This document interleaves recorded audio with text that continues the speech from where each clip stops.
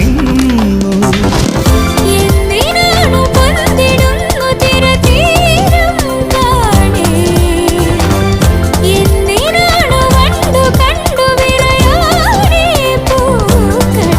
പറയൂ മനമേ, ചൊരിയൂ മധുരം പ്രിയതേ.